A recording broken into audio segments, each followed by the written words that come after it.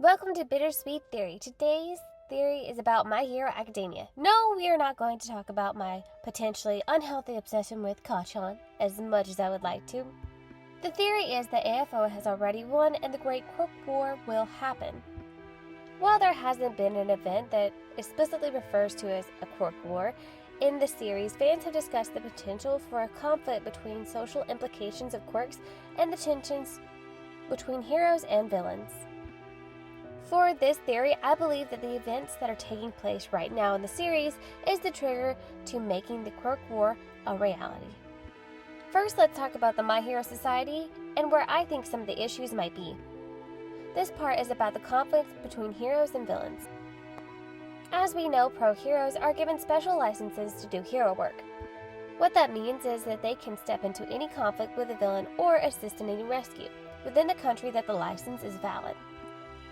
This concept is great when you think about the amount of lives you can save from defeating the villain or getting all of the innocent civilians out of harm's way, while others who were not fit for the hero roles joined the police force to help.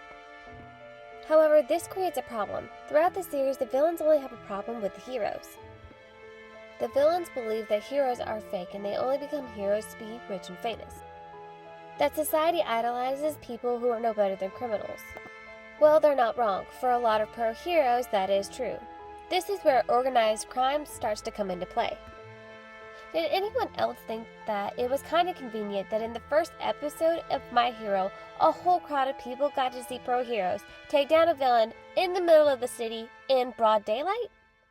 Seems like it was somewhat staged. Well, there has to be a constant crime for there to be a constant need for heroes.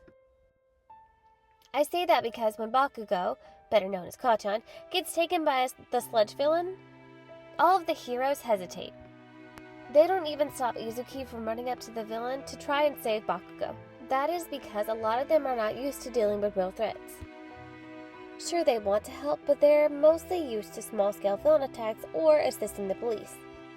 We see an example of this later in the series when a lot of the pros walk away from hero work after the battle between Midoriya and Tsuraki.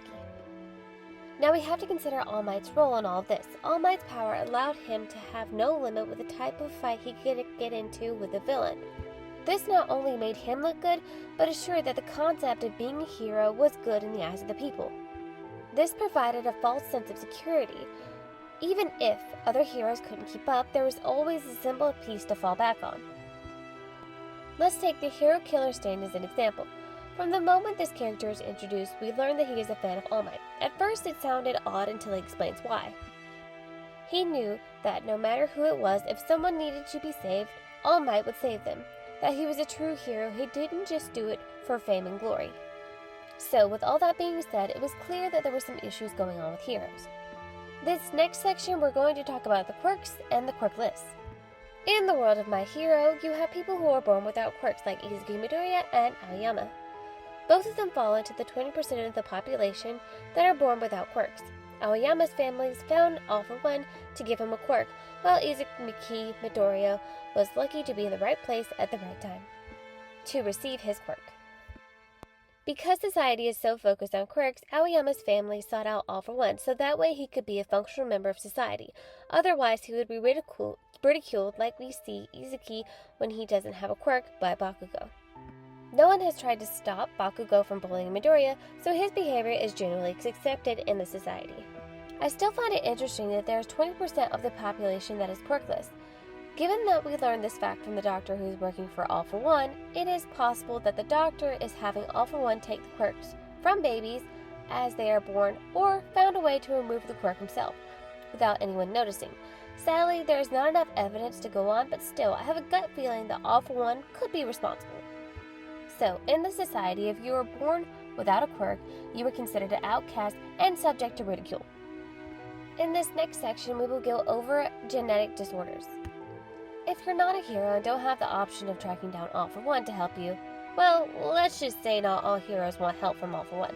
The next option that you have is to try to create a stronger offspring by considering or forcing a quirk marriage. Before we dive into this subject too much, I do want to point out that a quirk genetic disorder can naturally happen, but for now we're going to focus on Todoroki and his family. I want to take a moment to pause the video here. If you have not read the manga for My Hero, stop the video now because I do not want to ruin it for you. Go ahead, get caught up on the manga, read it, and then come back and watch the rest of the video because it is a big spoiler and I really don't want to ruin it for anybody. Okay, at this moment you have been officially warned, so if you continue to watch the video, it's all on you. Alright, Ninja Todoroki, better known as Endeavor, wanted to surpass All Might but never could.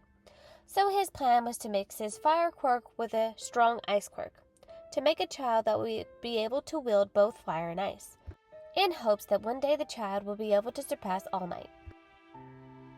Ninja was able to track down a family that possessed a powerful ice quirk. Rin was sold off to him by her family.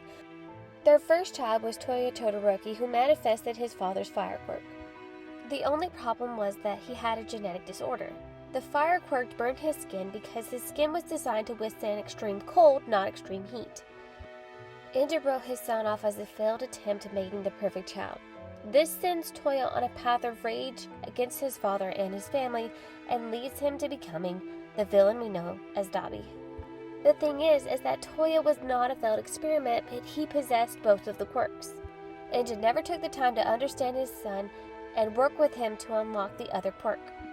Another example of parental neglect when it comes to quirks is Tomo Shigaraki. We know from his backstory that he had never gotten the help he needed with his quirk, resulting in him killing his entire family. It's just another example of how quirks, whether you have them or not, will cause problems fitting into society. In this next section, we are going to talk about the downfall of society and the global impact of it. Now, in my opinion, AFO has already won. The veil of society has been lifted. It started with All Might's retirement. When All For One was captured, he was relaxed and calm. Now, the one thing that horror movies and superhero movies have taught me is that if your main antagonist of the story is calm, like everything is going according to a plan, something has gone horribly wrong. This is also true for My Hero. After AFO gets captured, he knows that the next phase of the plan can take place. He has already gotten rid of the symbol of peace. Now all he needed to do was to get people to understand how corrupt the society really was. This is where Dabi, or Toya Todoroki's plan, came into place with help from the Liberation Army. The army was needed to battle against the pro-heroes. While the fight was taking place, the stage was set for Dabi to destroy what was left of society. When Dabi exposed what his father had done, it shattered almost all of the faith that people had in pro-heroes. After this battle, the city fell into a state of despair. Either people were going to UA for refuge, or taking matters into their own hands, while villains ran rampant in the streets. I believe that if Izuki even manages to win, the damage is already done. No matter how the battle ends, the government will get involved. Here is what I think will happen and what will cause the Great Quirk War to start. All governments worldwide will use the events that are happening right now to ban the use of all quirks by creating some type of device that everyone has to wear that cancels out their quirk.